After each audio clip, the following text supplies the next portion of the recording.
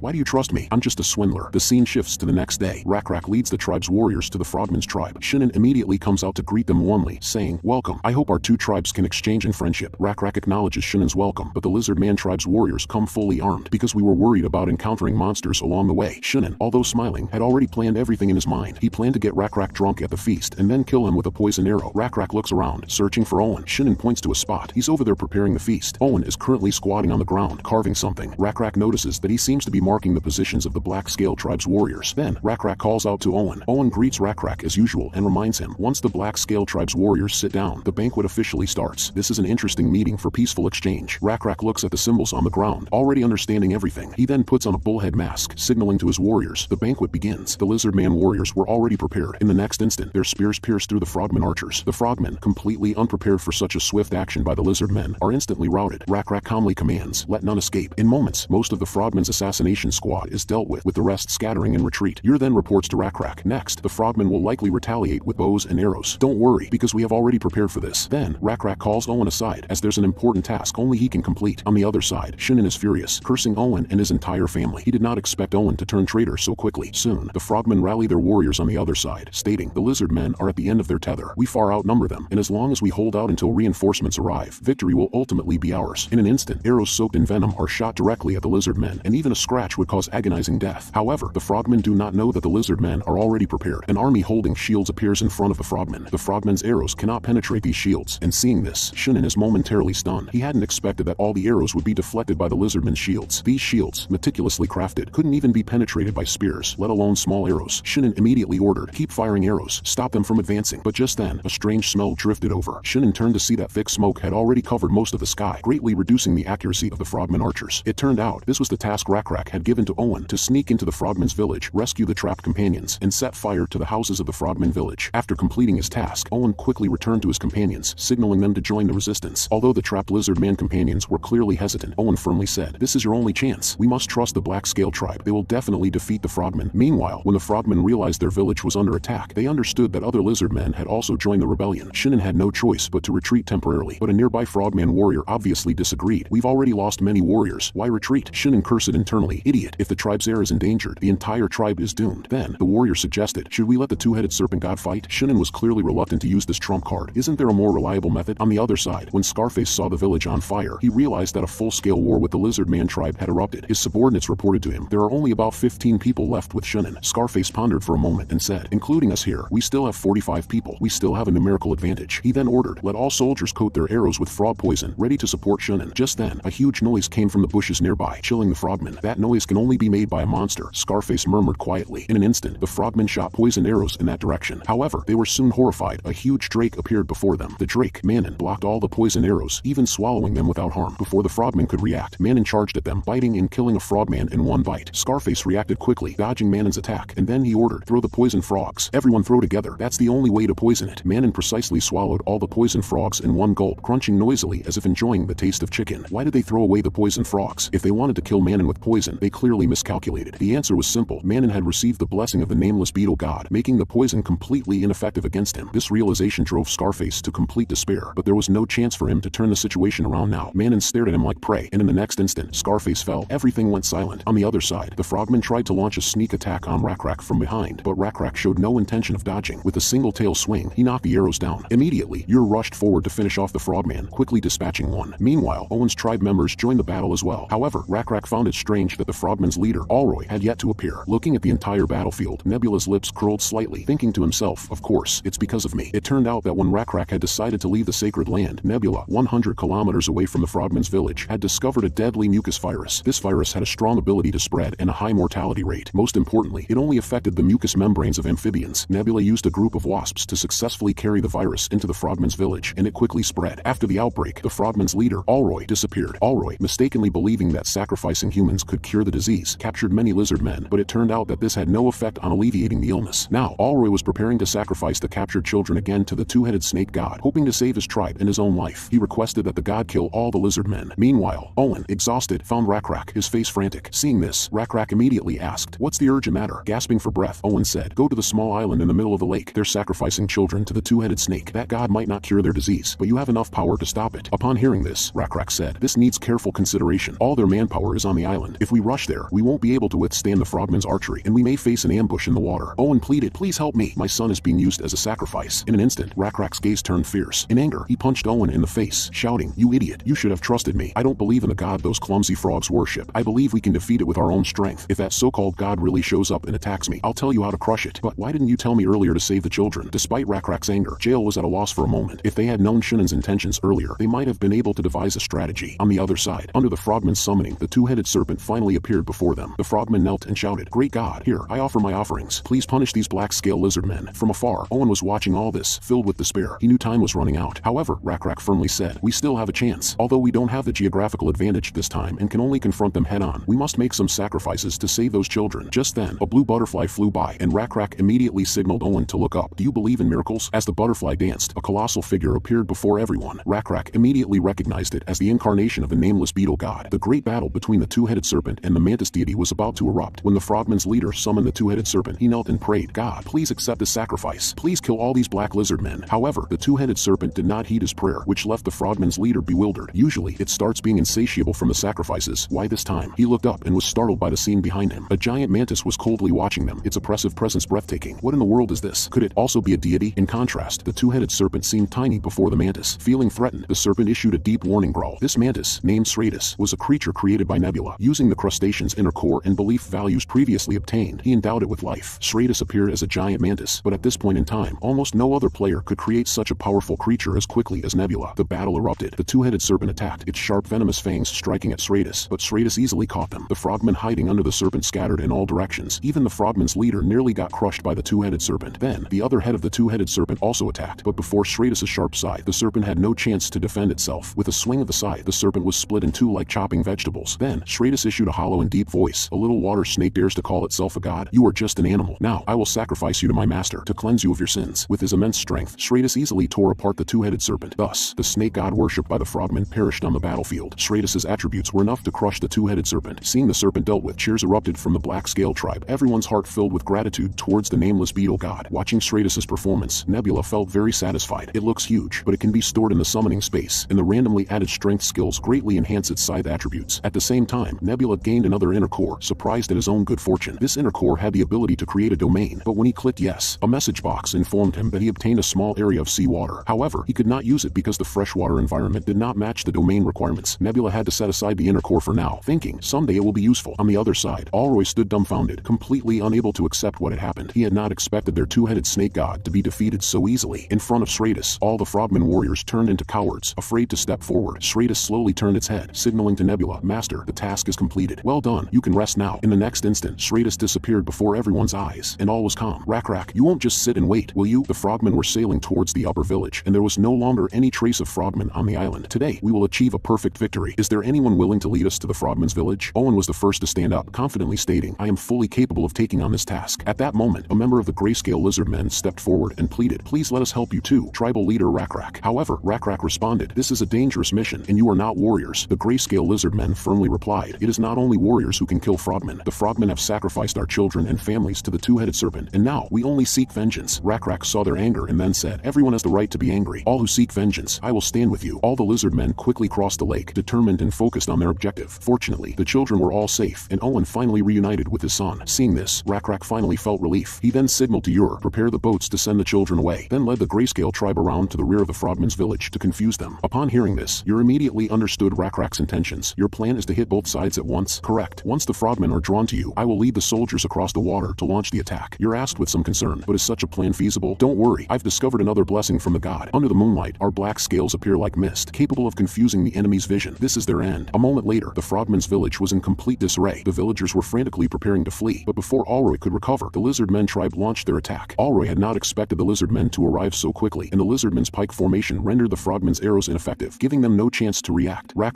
quickly confronted the frogmen's tribal leader, Alroy, and coldly said, "This ends now." But Alroy was still deluded that the two-headed serpent would save him. "I have sacrificed so many. Great God, please save me." Rak ignored him, and with a thrust of his spear, Alroy's sinful life came to an end. "Your god isn't here anymore." Elsewhere, Shin'en realized that the situation was lost. "Although we outnumber them and have poison arrows, I never expected the Black Scale tribe to be resistant to toxins. Poisoning is completely useless." Shin'en muttered to himself. As he searched desperately for an escape, Rak quietly appeared behind him. "So, this is where you've been hiding." Upon seeing Rak, Shin'en instantly collapsed to the ground, his face full of terror. Rak looked down at him from above and coldly said, "Stand up like a warrior, protect your last honor with your weapon, and fight me." Shin'en, however, frantically bowed and begged for mercy, even trying to play the emotional card. "For the sake of our past friendship, could you let me go? I was also threatened by the two-headed monster." Seeing that Rak remained unmoved, he quickly added, "I can tell you the secret of the bows. I'll tell you all the materials needed." At these words, Rak showed some interest. "What materials?" Shin'en sighed with relief and said with a fawning expression, "It's a tendon." Rak frowned and coldly asked, "What species of tendon is it?" Shin'en immediately became evasive, his words faltering. Seeing his behavior, Rak seemed to have figured everything out. Memories flooded back. Earlier, when Shin'en visited the Lizardman tribe, he had mentioned, "Only we know the materials for making bows, and Lizardmen can easily obtain them." But the Lizardman tribe had tried many materials and still couldn't complete the task. Now, Rak finally understood the truth. The frogmen had killed hundreds of Lizardmen just to harvest their tendons to make bows. Back to the present, Rak remained silent for a moment, then opened the tent flap and coldly said, "Go, Shin'en. We have no grudges. I'll honor our deal." Shin'en froze for a moment, then turned and ran out, filled with joy at the thought of having just saved his life. Owen, witnessing all of this, asked with confusion on his face, "Are you really letting him go?" "It's okay. I just needed a moving target." Suddenly, a bowstring shot an arrow straight through his foot. The intense pain shot through his whole body, and Shin'en collapsed heavily to the ground. At the same time, the Grayscale tribe rushed over. Shin'en tried to struggle and escape again, but the Lizardmen decisively delivered a fatal blow. Thus, the war between the frogmen and the Lizardmen was definitively concluded. A few days later, after several days of practice, Rak's archery skills had significantly improved, and the bows had also been greatly refined. However, there were still shortcomings. The bow would break if pulled slightly more than its capacity, despite the substitution of new materials for the bowstrings. If only there were materials to strengthen the bow arms. There are no stronger materials than this in the forest. Although the frogmen also use this material, the bows cannot withstand the great strength of Lizardmen. It seems we should not limit ourselves to just this forest. Winter is approaching. If we want to feed the buffaloes, we must move some people to warmer places. Then, Rak inquired about the situation of the frogmen's escape. Owen reported, "They have been mostly annihilated." "Is your target Alroy?" "No way. Alroy's body was damaged as much as Shin'en's. He will be on someone's head like Shin'en's skull are on your head. Come to think of it, when I was ambushing the frogmen, just as Owen was about about to speak, a disturbance nearby interrupted them. Jail curiously approached a child hiding behind a tree and asked, "Child, what are you doing here?" Jail's appearance startled the child. "Are you here to find Rak? Meanwhile, something on the ground caught Jail's attention. She picked it up curiously. It was a rudimentary handmade wooden carving. Rak immediately recognized it as an effigy of their guardian deity. He carefully examined the small doll and then affirmed the child's work. "You've made it very beautifully." Hearing Rak's praise, a happy smile appeared on the child's face. "This is a gift for our great tribe leader." Owen gestured to Rak to accept it with peace of mind, adding, "The children in the village all like to make these crafts and use them for exchange. Are there many such carvings in the village?" "Yes, because the guardian saved us, so he is the idol of all the children." Rak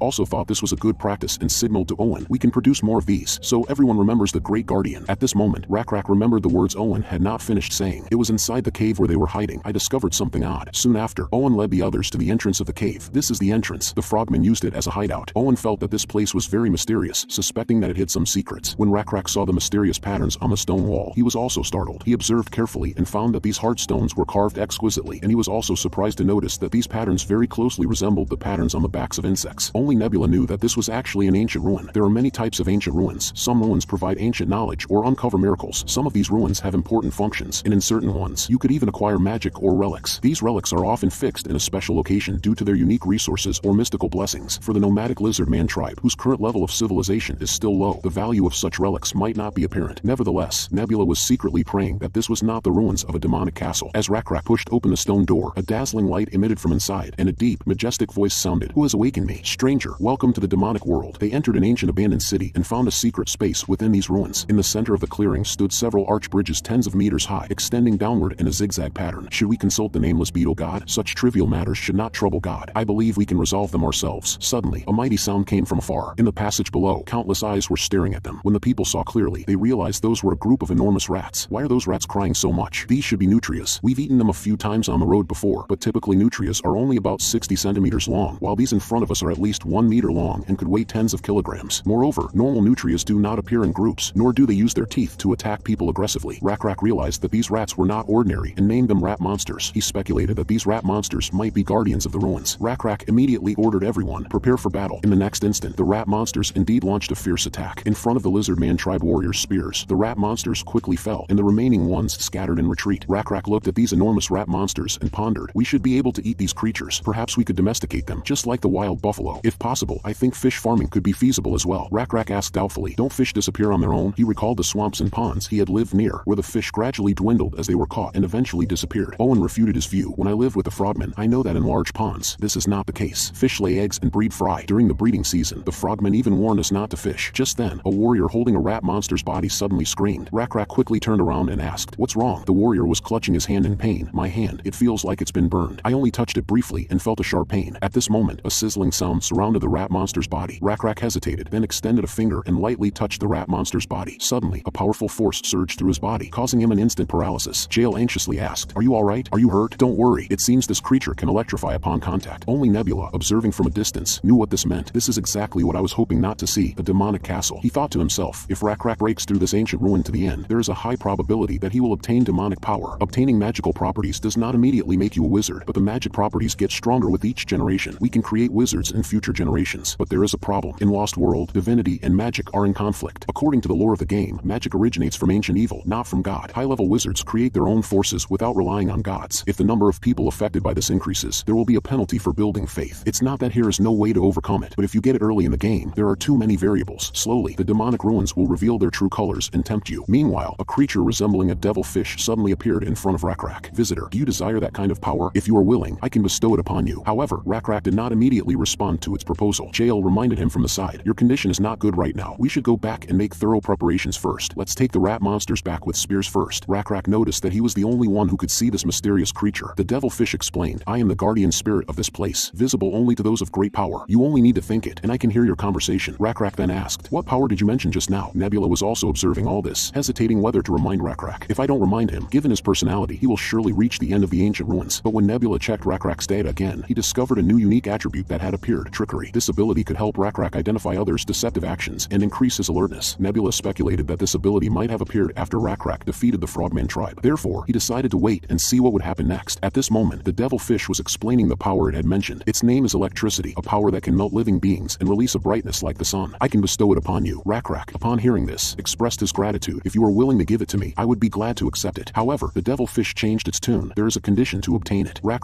immediately frowned and said coldly, why didn't you mention any conditions before? Seeing this, the devilfish clearly panicked and hastily added, the condition is simple. You just need to possess enough strength. When making a deal, conditions should be stated first. You need to clearly tell me what you can offer and what you hope to get from me. The devilfish appeared even more nervous and kept apologizing. Sorry, I didn't explain it clearly. What are the conditions to obtain this power? If there are any more secrets, this will be our last conversation. Rak waited for the spirit to elaborate further. I can fly freely in this space, but I cannot leave here. Only by breaking free from these bindings can I regain my freedom. What needs to be done to break the seal? It's simple. Just defeat the creature guarding my seal below, and you will gain the power. Is the power you mentioned the same as the electricity those rat monsters have? Yes, but the electricity in their bodies is minimal. You can train it by continually using this power, making it stronger, and even able to call down lightning from the sky. This growing power can rival that of gods. Not just you, your family members can also gain this power. Although your achievements can't be directly inherited, your descendants, if they keep training, might become even stronger than you. Hearing this, Rak was astounded. He couldn't help asking, if such powerful abilities exist, why are you still trapped here? Because my power is too strong. People always stay away from dangerous things. If they can't stay away, they bind it. Well, then, you just admitted yourself to be a dangerous entity. What are you hiding? Or is the downside of this power greater than its benefits? Stop lying. I warn you, if you continue to hide, I will go back now, completely seal the entrance to this cave, make sure no one ever finds this site, and warn my tribe's descendants never to enter here. The spirit suddenly panicked, and Nebula noticed that its intelligence wasn't as high. For those entering the demon ruins, resisting the spirit's temptation isn't easy. As expected, Rak's steadfastness was due to his newly acquired abilities. In the distant past, I was a being that ruled this world. I originated from an ancient demon. Our existence has been forgotten by people. Even the gods do not remember us. I can't even remember my own origins. When I regained consciousness, I found myself trapped here. Hearing this, Rak said indifferently, you two are a pitiable creature. This kind of mysterious power easily leads people astray. Because its origin is unknown, people believe the power belongs only to them, but in reality, they just happen to acquire it. Once they think this way, they tend to look down on those without power. Rak found it somewhat hard to understand, but agreed anyway. He thought about the previous blue scale leader and Alroy. I suppose they were like that. Demon magic also turns people into that, right? Correct, but my power itself is neither good nor bad. Those who possess power simply decide by chance. Rak began to ponder what would happen if he acquired this power. He realized that this demonic power seemed different from the power granted by gods. The power of gods is given only to those chosen by the gods, and it is the gods who decide how it should be used. If a person is deemed unworthy of such power, others may become envious or even hostile. As power grows, people might begin to question or even despise the gods. Rak understood why this kind of power is considered dangerous, but he also felt its strength and allure. It could also enhance the tribe's overall combat effectiveness. If this power could be restricted by conditions, then it would be even more beneficial for the tribe's development. Rak agreed to the spirit's request, but set several conditions. Although power can spread indiscriminately, if needed, one can also gain power through a ritual. If both these things are true, couldn't we also choose not to distribute the power indiscriminately, but rather to certain chosen individuals? Why do that? That's not the point. If people think it is a divine gift, then from that moment, it is. Those chosen will believe the god granted them this power and will naturally develop faith and devotion. Thus, people will not defy the god. The spirit tried to object to Rak, but was at a loss for words. What Rak said was also consistent with the system of Lost World. If those who possess demon magic think the power is coincidental, then the faith points they gain would be penalized. However, if they mistakenly think it is a divine gift, it could actually bring more faith points. Then, Rak looked at the spirit and set a second condition. You must also believe in our god. Hearing this, the spirit was stunned. I am a demonic spirit, an existence older than your gods. None of that matters. What matters is what you choose to do next. The spirit slowly calmed down, but still felt that the gods would not like demonic spirits. Don't think of our god with your standards. The nameless beetle god seems to be generous, and you seem useful. Will your god accept me if you accept the conditions? Actually, I'm not trapped in these ruins, but I rule them. That nutria, they were simply an attempt to break you down. It was a test to see if you qualify, but I still trick you. Aren't you mad? I see. I understand. So you're forgiven. In such a damp and dark place, if you live with those rat monsters, I would get a bit eccentric too. You should go out and see more beautiful sights. What's your name? I'm Rak. Good. The test is over. If your god accepts me, this ability will be yours. It's your choice. If you can change your faith, you'll find that the power you hold will no longer be bound by past mistakes, but can serve a new future. At that moment, a prompt appeared. One of the demonic spirits wishes to be your subordinate. If you accept this, you will receive demonic domain, electricity. Do you accept? Without hesitation, Nebula pressed the yes button. This is the only way to overcome penalties and acquire magic. Well done, Rak. Perhaps meeting you is lucky for both of us. Thus, Nebula acquired demonic domain, electricity. 9 years later, a tower made of buffalo bones stands in the wilderness, visible from a great distance. This bone tower, built on the foundation of the old tower first constructed by Rak, not only symbolizes the faith in the nameless beetle god, but has now become a milestone for the Lizardman tribe. A Lizardman is telling a human the story of their tribe. After listening, the man curiously asked, but what does the nameless beetle god have to do with the thunderstorms? What color is lightning? It is blue. As the two were about to continue their conversation, a noise suddenly came from a distance. Well, we will have to end our talk here. It looks like we have uninvited guests coming. Those are gnolls. I have a question. Do they look like Sakate's people? The man paused for a moment, then answered, they are defenseless, lack vigilance, and they are also poorly armed. To me, they are just wandering gnolls. Upon hearing this, Owen lowered his head, his expression complex, but with a hint of relief. I think so as well. Then shall we break their spirit? And at this moment, the completely unaware gnolls had no idea that danger was closing in. Suddenly, an arrow sliced through the air, appearing in front of the dog tribe members. Seeing this, one of the underlings immediately shouted, "We're under attack." Before they could react, a bolt of lightning struck from the sky, instantly enveloping them in a powerful electric current. Damn it, it's the Lizardman tribe. Seeing this, Owen's face showed a look of satisfaction. The dog tribe members frantically fled the scene. Owen turned and smiled, saying, "Just to clarify, my name is Owen." Hearing this, the human was stunned. "I had no idea you were such an important figure." Then, Owen pulled out a stick from his chest. The end of the stick was rounded, and it was hollow inside. He gently exhaled, and a puff of smoke emerged from his mouth. The human finally understood. It was a pipe and tobacco, a ritual tool used by the chosen black-scale lizardmen. Owen noticed the human's puzzled expression and said lightly, "If you have something to ask, go ahead." So, the human asked, "With such powerful abilities, why do you choose to live alone in this wilderness under such harsh conditions? This is something I can't understand." Owen exhaled a puff of smoke calmly and replied, "There's a reason for that. I am a man with a deep burden of sins." This made the human even more puzzled, "But the lizardmen hold you in high regard. I have betrayed many of my kind, but someone showed me a path